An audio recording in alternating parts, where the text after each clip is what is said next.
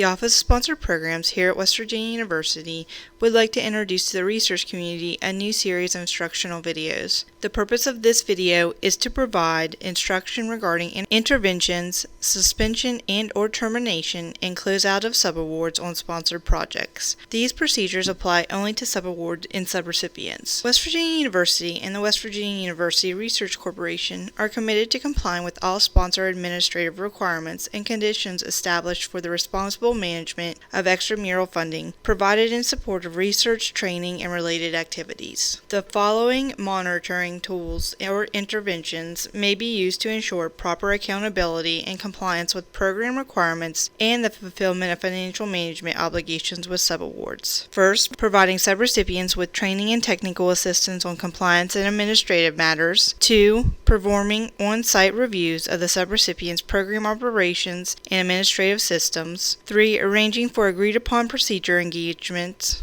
Or 4. Establishing mutually agreed-upon extraordinary procedures or corrective action strategies to establish subrecipient deficiencies on non-compliance. When a subrecipient fails to fulfill agreed-upon corrective actions or otherwise materially fail to perform under a subaward, the university or research corporation may, when appropriate, withhold payment or suspend subaward actions pending clarifications or discussions, disallow all or part of the costs of an activity or action not in compliance, take steps to recover any funds improperly expended under the subaward, terminate the subaward in whole or in part, document all actions and advise sponsors of any decision to terminate as required by the sponsor agency policy or award terms and conditions, recommend to federal sponsors that the debarment proceedings to be initiated against the subrecipient if appropriate, or initiate appropriate legal action. A decision to terminate an award will be communicated to the subrecipient with full explanation of the reasons for termination. Subrecipient will be advised of any requirements for hearings, appeals, or administrative proceedings to which subrecipient is entitled under any statute or regulation applicable to the action involved.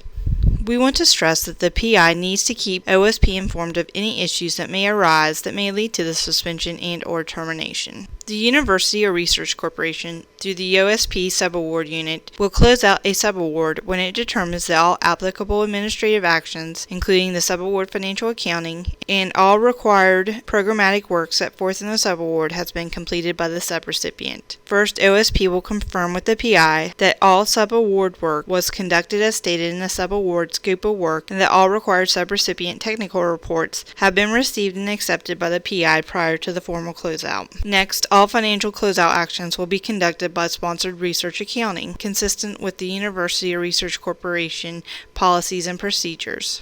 We are listing the 3 main forms that are required by the subaward unit when setting up a subaward on your sponsored project. First is the Supplemental Form C, also known as the Subrecipient Certification Form. Next is the Subrecipient Commitment Form, which should be provided at the proposal stage of the sponsored project. And lastly is the Certification Form for invoices submitted by the subrecipient. This form will need to be completed for every invoice processed on subawards. The following university links are provided to direct you to the policies and procedures that could affect your subaward and should be relied upon for effective implementation of all sponsored projects. If you have any questions or issues in relation to your subaward, you may contact the following offices for assistance. For subaward questions or issues, please contact the subaward unit within the Office of Sponsored Programs. Questions regarding compliance, you'll need to contact the Office of Research Integrity and Compliance. All financial reporting questions should be directed to the Sponsored Research Accounting Office. The Procurement Office can assist you with service agreements.